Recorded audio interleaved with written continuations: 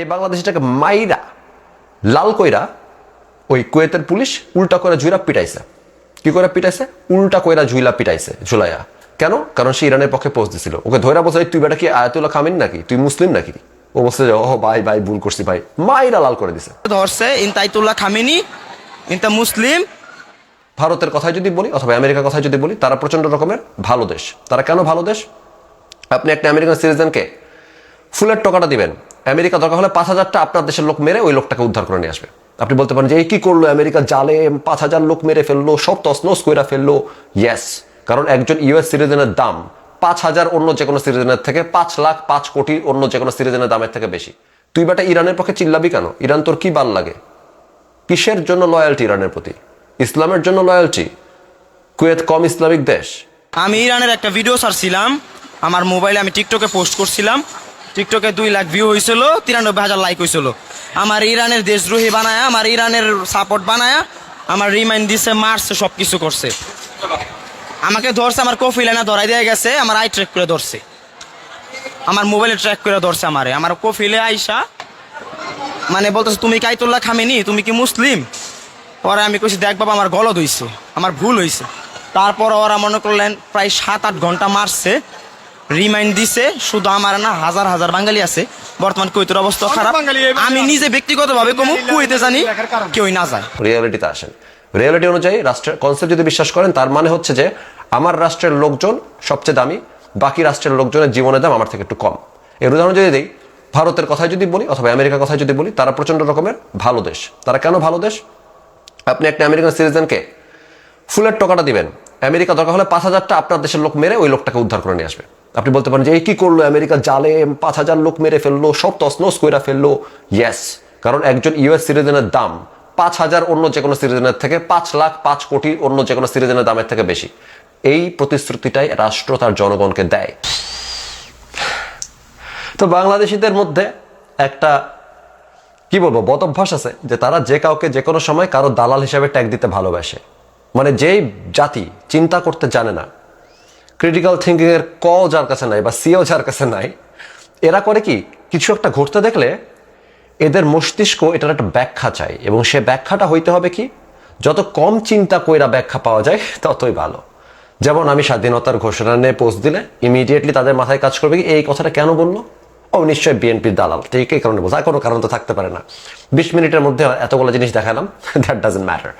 যখন আমি আমেরিকা বা ইসরায়েলের পক্ষে কথা বলি, ওদের মাথায় কি আসে, ও আচ্ছা ও মনে হয় আমেরিকার ভিসা চাই, বা ও মনে হয় ইসরায়েলের পাসপোর্ট চাই, এই জন্য বলতেছে। আর কোনো কারণ তাদের মাথায় আসে না।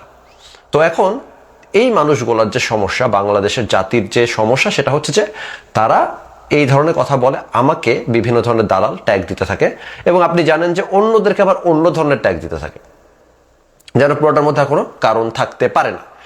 এখন এই যে ট্যাগগুলো তারা দিচ্ছে, এই ট্যাগগুলো দেওয়ার পাশাপাশি আমি যদি তাদেরকে জিজ্ঞাসা করি যে আমি যদি আমেরিকার দালাল এবং ইসরায়েলের দালাল হই, আপনি কাদের দালাল?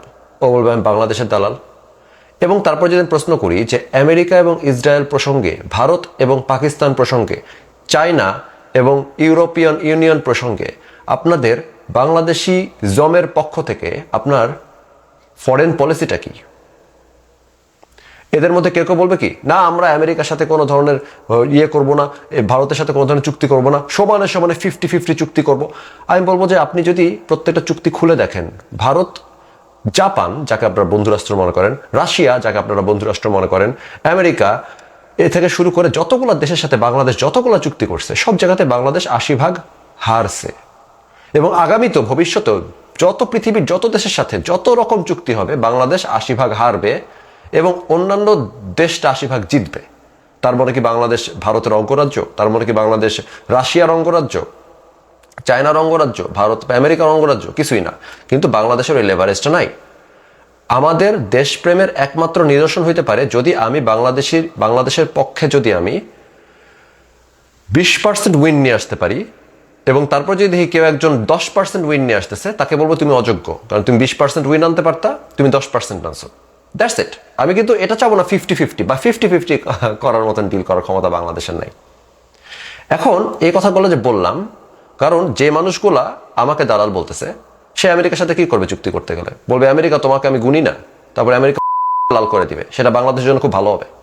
যে মানুষটাকে আমি ভারতের কাছে চুক্তি করতে পারবো সে খুব বাংলাদেশি জমে বিশ্বাসী, সে ভারতের সাথে যা কি করবে এই যে মানে হচ্ছে বেয়াদবি করে বলবে যে তোমাদের এরপরে ভারত লাল করে দিবে, বাংলাদেশের খুব লাভ হবে।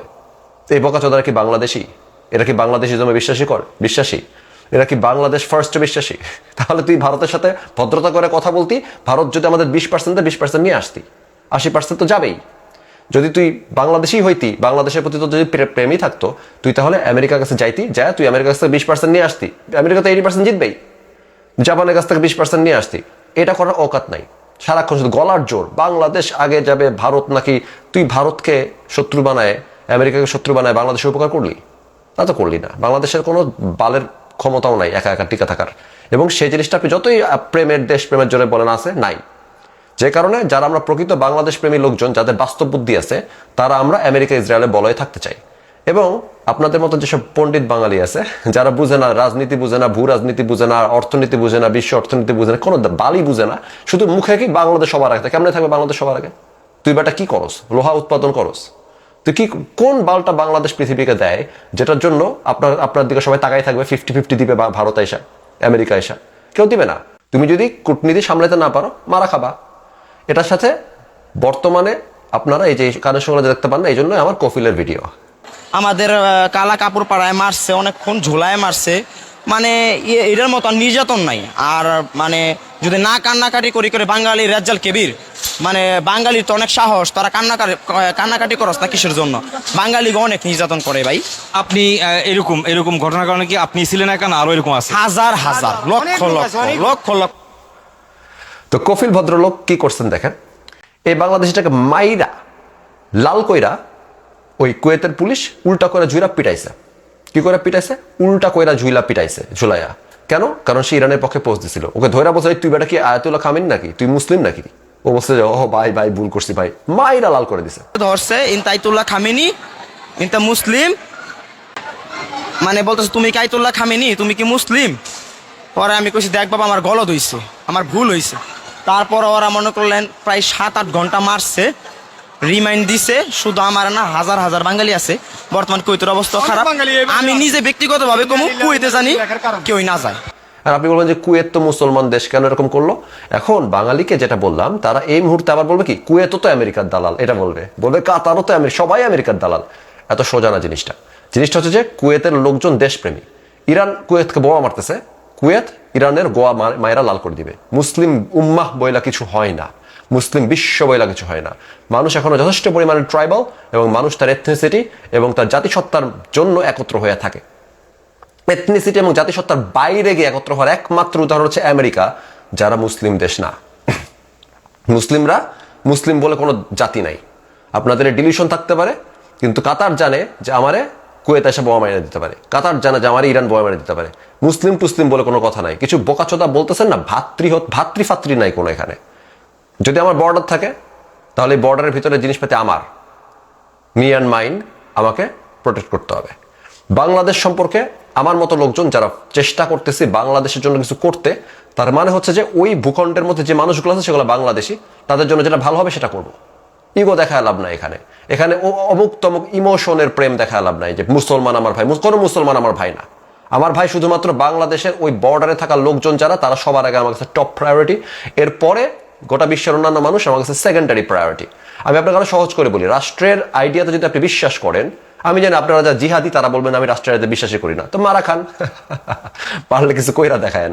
বাট রাষ্ট্রের আইডিয়াতে যদি আপনি বিশ্বাস করেন, রাষ্ট্র বলে কিছু একটা আছে, এটা যদি বাস্তবতা বলে মেনে নেন, ওই ইসলামিক জিহাদি জঙ্গিদের মতন আমিও বলতে পারি আমি বর্ডারলেস পৃথিবীর স্বপ্ন দেখি। তার মানে কি এটা এই যে আমি এখন থেকে 1000 বছরের মধ্যে বর্ডারলেস পৃথিবী বানাইতে পারবো না। সো রিয়েলিটিতে আসেন। রিয়েলিটি অনুযায়ী রাষ্ট্রের কনসেপ্ট যদি বিশ্বাস করেন, তার মানে হচ্ছে যে আমার রাষ্ট্রের লোকজন সবচেয়ে দামি, বাকি রাষ্ট্রের লোকজনের জীবনের দাম আমার থেকে একটু কম।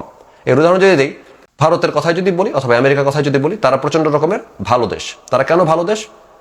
আপনি একটা আমেরিকান সিটিজেনকে ফুলের টাকাটা দিবেন, আমেরিকা দরকার হলে 5000টা আপনার দেশের লোক মেরে ওই লোকটাকে উদ্ধার করে নিয়ে আসবে। আপনি বলতে পারেন যে এই কি করলো আমেরিকা, জালে 5000 লোক মেরে ফেললো, সব তছনছ কইরা ফেললো। ইয়েস, কারণ একজন ইউএস সিটিজেনের দাম 5000 অন্য যে কোনো সিটিজেনের থেকে, 5 লাখ 5 কোটি অন্য যে কোনো সিটিজেনের দামের থেকে বেশি। এই প্রতিশ্রুতিটাই রাষ্ট্র তার জনগণকে দেয়। যখন ভারতের কাউকে আপনি ধরে নিয়ে আসতে যাবেন, ভারত দরকার হলে যুদ্ধ করে আপনার 10,000 মানুষ মাইরা দেশে একটা লোকের জীবন বাঁচিয়ে নিয়ে আসবে। কারণ কি? তার একটা লোকের নাগরিকের দাম তার কাছে এত বেশি।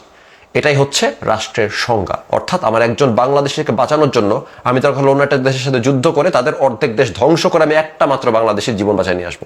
আর আপনি বলতে পারবেন না যে আমি জালেম না। এটা আমার প্রতিশ্রুতি আমার জনগণের কাছে। এই কনসেপ্টটা মাথায় ঢুকাইতে শিখান। কোন মুসলমান, কে হিন্দু, কে বৌদ্ধ, এইসব দেখারই টাইম নাই আমাদের।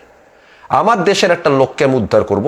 দরকার হলে অন্য দেশের লোক যদি মুসলমানও হয়, ওই দেশের লোকজন যদি বাঙালিও হয়, আমার কিছু করার নাই। আমার ন্যাশনাল, আমার যে সিটিজেন, তার জীবনের মূল্য সবচেয়ে বেশি। এটা রাষ্ট্রের কনসেপ্ট। প্রতিটা রাষ্ট্র এটার উপরে ভিত্তি করে চলে। সরাসরি হয়তো অনেকে বলবে না, কারণ শুনতে খারাপ শোনায়, কিন্তু দ্যাটস দ্য হোল আইডিয়া। এবং আপনি যদি কুয়েতে বৈশা কুয়েতিয়ানদের উপরে পড়তেছে বোমা আর আপনি খুশি তারা হচ্ছেন ইরান আমাদের মুসলমান ভাই, তার মানে আপনারে উল্টা করে বাইন্দা পিটাবে। যেটা কুয়েতিয়ানরা করছে কেন? তারা আমেরিকার দালাল বইলা? জি না, তারা দেশপ্রেমিক বইলা। কিশোর বাসা এমন যখন আমেরিকার ইসরায়েল বলয়ে বাংলাদেশকে নিয়ে যেতে চাই, এটার বিনিময়ে আমি ফুটা পয়সা পাবো না। এই কারণে আমেরিকা কাউকে ভিসা দেয় না। আমি এসব কথাবার্তা বলার কারণে আমেরিকা আমাকে কোনো বাড়তি 2টা সুবিধা দিবে না, 2টা পয়সা দিবে না, ইসরায়েল আমাকে একটা ফুটা পয়সাও দিবে না। কিন্তু আমি জানি বাংলাদেশের মানুষের ভালোর জন্য বাংলাদেশকে আমেরিকা এবং ইসরায়েলের বলয়ের মধ্যে থাকতে হবে। বাংলাদেশকে ভারতের সাথে ভালো কূটনৈতিক সম্পর্ক রাখতে হবে। আর আপনারা যারা নিজেদেরকে বাংলাদেশপন্থী বলেন, তারা আসলে বাংলাদেশপন্থী না। যেমন এনসিপির লোকজন তুরস্কপন্থী। তারা চায় যে তুরস্কের মতো একটা দেশ হোক। তো তুই বেটা বাংলাদেশপন্থী? আমি আমেরিকা ইসরায়েলের পক্ষে কথা বলতেছি। আমেরিকা ইসরায়েল পৃথিবীতে সবচেয়ে বেশি শাইন করা দেশ। আমি বাংলাদেশকে এরকম শাইন করা দেখতে চাই। আমি তো আরেক জায়গাতে ভঙ্গুর রাজনীতি, ফ্যাসিবাদী রাজনীতি করে তুরস্ক নিজের দেশে, সেইটা তো আমি বাংলাদেশকে হইতে দিব না। তুমি নিজে আসছো তুরস্কের দালাল, আমারে বলো আমেরিকার দালাল। তুমি আসছো ইসলামের দালাল, মানে যারা ইসলামপন্থী রাজনীতি করতে চায়, এক উম্মা, এক খিলাফত চায়, তুমি তো ইসলামের দালাল। তুমি আরব সাম্রাজ্যবাদের দালাল, কারণ ইসলাম হচ্ছে আরব সাম্রাজ্যবাদের বর্তমান যে অংশ, যে রূপ, সেটা। তাহলে তুমি আরব সাম্রাজ্যবাদের দালাল, তুমি এসে আমারে বলতেছো যে আমি নাকি আমেরিকার দালাল। তো আমি ইম্পেরিয়ালিস্ট হলে তোমার সমস্যা কি?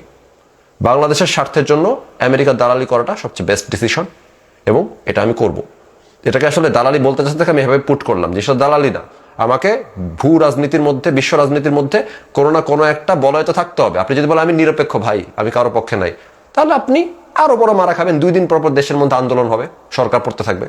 আপনাকে কোনো না কোনো বলয় থাকতেই হবে, এবং সেই বলয়টা আপনি চুজ করবেন আপনার দেশের মানুষের কোনটার জন্য ভালো হবে, সেটা দেখা আপনি আমেরিকা ইসরায়েলের পাশে থাকবেন। অথচ আপনাদের মনে হয় কি আমি হচ্ছি দালাল বাংলাদেশের? না, আমি অন্য দেশের দালাল, আর আপনি বিশাল বাংলাদেশি। তো এইরকম একটা বিশাল বাংলাদেশি ভদ্রলোককে কুয়েত পাছা লাল করে দিয়ে দেশে পাঠাইছে। তো এই ভদ্রলোক, আমার সবচেয়ে দুঃখ লাগছে কি জানেন? উনার সাক্ষাৎকারের এই অংশ দেখা, যেখানে উনি কারে দোষ দিবে, নিজেরও দোষ দিতে শিখে নাই। ক্ষতিগ্রস্ত তো ভাই এখন আমার কপালটা বিশ্বাস, মানে আমি রাজার সিংহাসন ছাইরা ধরেন আমি এখানে আইসা পড়ছি। আমার 400-500 টাকা ইনকাম হইতো, ধরেন বাংলাদেশের 1.5 লাখ 2 লাখ টাকা আমার ইনকাম হইতো। আমার সব শেষ, আমার ফ্যামিলি তছনছ, আমার সব কিছু শেষ। এখন এটার দায়ভার কে নিব জানি না। তুই বেটা ইরানের পক্ষে চিল্লাবি কেন? ইরান তোর কি ভাল লাগে? কিসের জন্য লয়্যালটি ইরানের প্রতি? ইসলামের জন্য লয়্যালটি? কুয়েত কম ইসলামিক দেশ, ইসলামের জন্য লয়্যালটি। এরা নিজেদেরকে বাংলাদেশি বলে। তুই বেটা বাংলাদেশি হইতে পারলি না, তুই ইরানিও হইতে পারলি না, তুই কুয়েতীয় হইতে পারলি না। আমি আমার কমিউনিটির জন্য ফাইট করতেছি। আমার কমিউনিটির জন্য আমি আমেরিকা এবং ইসরায়েলে বলয় বাংলাদেশকে ঢুকাতে চাইতেছি। আর আপনি কার জন্য করতে চাইতেছেন? আপনি যে যারা চিল্লান দিল্লি না ঢাকা, ঢাকা ঢাকা, তো আপনি কেন দিল্লিকে চোখ রাঙাইতে চাইতেছেন? বাংলাদেশের মানুষের ভালোর জন্য করতেছেন। কোন ভালোটা হয়েছে দিল্লিকে চোখ রাঙায় আপনার? আমি যে বারবার বলে যাচ্ছি যে শেখ হাসিনা 101টা ভুল করে থাকতে পারে। শেখ হাসিনা কখনো ইন্ডিয়ার কাছে দেশ বেচে নাই, এবং কারো কাছে কোনো দেশ বেচে নাই। বাংলাদেশ সবসময় লুজারই থাকবে। যে কোনো চুক্তি করতে গেলে সেই চুক্তি ধৈর্য নিয়ে এসে দেখানোর কোনো দরকার নাই যে ইন্ডিয়ার সাথে বাংলাদেশ চুক্তিতে হারছে। জাপানেরটা নিয়ে আসেন, জাপানের কাছেও বাংলাদেশ হারছে রে ভাই। রাশিয়ারটা নিয়ে আসেন, রাশিয়ার চুক্তিতেও বাংলাদেশ হারছে। বাংলাদেশ সব জায়গাতে হারছে। আপনারা সিলেক্টিভলি ইন্ডিয়াটা নিয়ে আসলে বড় হবে কি যে এত বাজে চুক্তি করছে? কোন চুক্তিটা ভালো করছে? জাপানের সাথে ভালো চুক্তি করছে, রাশিয়ার সাথে ভালো চুক্তি করছে, কারোর সাথে তো করে নাই। তাহলে শুধু ইন্ডিয়ারটা দোষ কেন? কারণ আপনার এখন তুরস্কের সংবিধানটাকে বাংলাদেশে ঢুকানো লাগবে। এজন্য আমি এখন ইসরায়েলের দালাল, কিন্তু আপনি তুরস্কের দালাল না। আপনি কে? আপনি নিরপেক্ষ এবং আপনি সাধারণ শিক্ষার্থী। তো যাকে এই কফিলের মতন পাছার চামড়া তুলে ফেলার আগেই বাংলাদেশের দালালরা বাংলাদেশের দালালের মতন কথা বলতে শিখেন। আমেরিকা ইসরায়েলে বলয় আপনি থাকতে চাইতে পারেন, নাও চাইতে পারেন, কিন্তু তুরস্কের দালালি কইরা মুখে মুখে সাধারণ শিক্ষার্থী হয়ে আসেন না। কারণ তুরস্কের চামচামি করে বাংলাদেশের কোনো লাভ হবে না, পাকিস্তানের চামচামি করে বাংলাদেশের কোনো লাভ হবে না, মুসলিম বিশ্বের চামচামি করে বাংলাদেশে কোনো লাভ হবে না, অনেক ক্ষতি হবে। আমি একজন দেশপ্রেমিক, আমি মুসলিম বিশ্বের চামচামি, পাকিস্তানের চামচামি, তুরস্কের চামচামি করতে দিব না, কারণ এতে করে আমার দেশের মানুষের ক্ষতি হবে। যে মানুষরা আমাকে এত বড় করছে, যে মানুষরা আমাকে সহযোগিতা করছে, যে মানুষরা আমাকে পড়াইছে, জিনিস শিখাইছে, চাকরি দিছে, কাজ করতে দিছে, আলো বাতাসের মধ্যে খাবার খাইছি, সেটাও আমার বাংলাদেশে কোনো মানুষ ফলাইছে, সেই মানুষগুলো ক্ষতি হয়, এরকম কোনো কাজ আমি করব না। আপনার মনে যাই চাক না কেন, ওই কৃষক যদি এসে বলে আমি পাকিস্তান চাই, না দাদা আপনি জানেন না, আপনি আমার বুঝতে দেন জিনিসগুলা।